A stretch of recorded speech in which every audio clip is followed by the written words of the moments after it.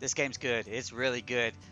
It really dragged me into the world. I didn't really know what was going on with the story, but man, I enjoyed it. I enjoyed all four of the worlds or five worlds, whatever they are, all the crazy different enemies. The gunplay was outstanding.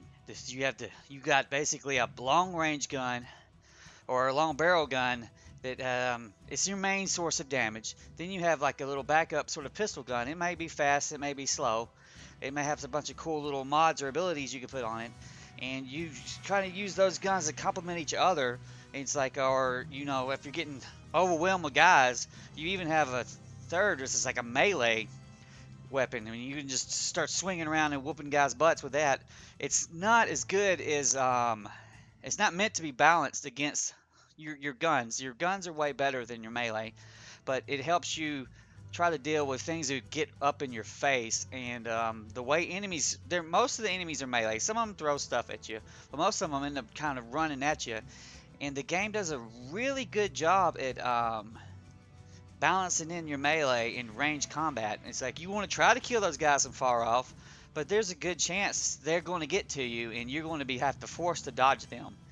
And the way the game handles dodges, stuff like running up to cover or jumping over little edges and stuff, it all feels really phenomenal. You got a stamina meter to worry about, like the Souls games, but it's pretty good overall. You could usually dodge when you want to dodge, and your melee attacks and your actual gun shooting aren't balanced into stamina the way Dark Souls is. Like Dark Souls, your offense was also a part of stamina. Here, it's only you need to worry about defense, and then you also get the bonfire system from Dark Souls, and while it takes a lot of mechanics from Dark Souls, it doesn't have the same actual melee combat feel to it. Um, and I actually think that's a good thing, because I think that Dark Souls can turn off a lot of people, while this game feels. I mean, when you swing into somebody, you don't really have to worry about what kind of swing or whatever it is. It's just, you have to have 3 or 4 strikes and maybe a charge strike. Um, Now, the way the bosses are handled, I thought was really good, and it reminds me of Diablo 1. When you played Diablo 1, you would be given quests or whatever that would be changed on depending on what playthrough. So you would usually run into the butcher or whatever in Act 1, but there would be more bosses that you might run through on different plays, and so you might not face the same thing every time. So it's like a surprise of what you're going to run into. And this game, even like the main act bosses can be varied up. Like I was waiting to fight some big int thing on my playthrough because I know that Jim Sterling and a bunch of other people were complaining about how tough it was. I didn't even run to it. I ended up running to the Singe Dragon, and I got a cool like machine gun fire pistol. I ended up using the whole game. So, and like, you kind of could sort of plan for your guy. You'll eventually be able to find whatever toy or goodie you need from the bosses you need to look for. But then when you're first playing through, you kind of get and run what you got. I missed a bunch of stuff. There's all kinds of guns and stuff I didn't even get, but I liked the beam gun a whole lot, dude. It was so cool. It was like, bzz, bzz, bzz, and you just blowing shit up with it, and man, it was fun to use. And it never got old. It never got old at all, and it was always managed to be tense. The enemy, you scale your guns up and you build them up by getting materials like iron and then reforged iron. There's like tiers of materials. This works just the way Dark Souls does.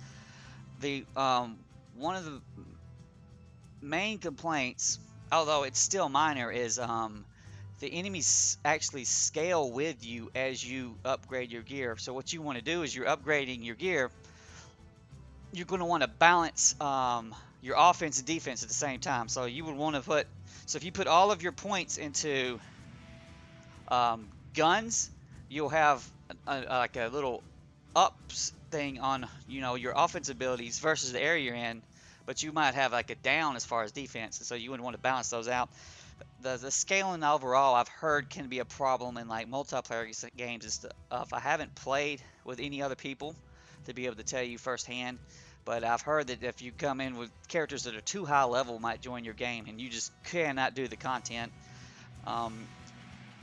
Yeah, that kind of sucks, but it's also a weird thing that a lot of MMOs happen. Is like, what happens when a guy who's drastically higher level joins your game? Does he just smoke everything where you can't do anything, or can you still kill, but he'll just kill everything in one hit? And so the game has trouble with that.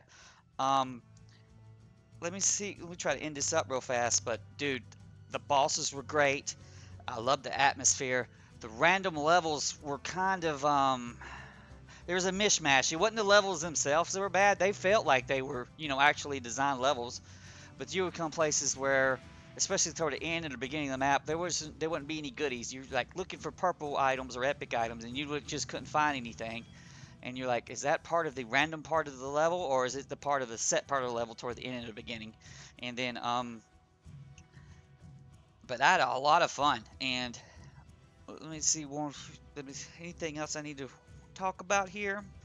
Oh, the price. It was only $40, and so on my score, I'm going to base it off the price as a $40 game as opposed to a $60 game, where the standards will be a little bit higher.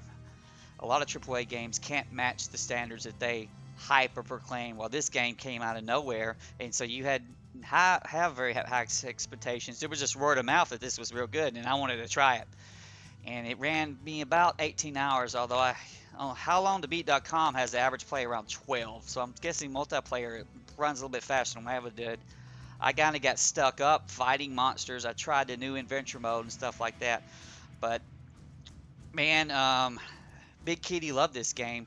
She loved the challenge of it. I didn't feel, well, let me say, she didn't feel that I was stuck too much. I got stuck on one jerk hole, but it felt so good to actually beat him on my 15th try or whatever that, you know what, I liked it. I liked that part of it, the game, the most, and it's the part where I'm going to remember. I'm going to remember fighting the undying dipshit. That's what I'm going to remember from this game 5 years from now. Um, so Kitty's going to give it a paw up. Brian loves the combat. This is a mechanics combat heavy game. The story is just really doesn't matter. It doesn't make much sense. Um, it's not important. It's just here's some crazy shit that could happen, and there's all these little lores and stuff. If you want to read it, like Dark Souls, if you want to read it, invest and go in and figure it out, by all means. I just don't care. Brian don't care.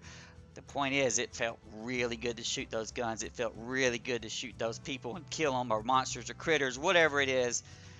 We kill them all. One paw up from Brian, so that's two paws up, way up. And this is a game I highly recommend you try out this year in 2019 if you can. I know the schedule release is pretty busy, lots of releases coming out, but this is worth your time. This is very much worth your time.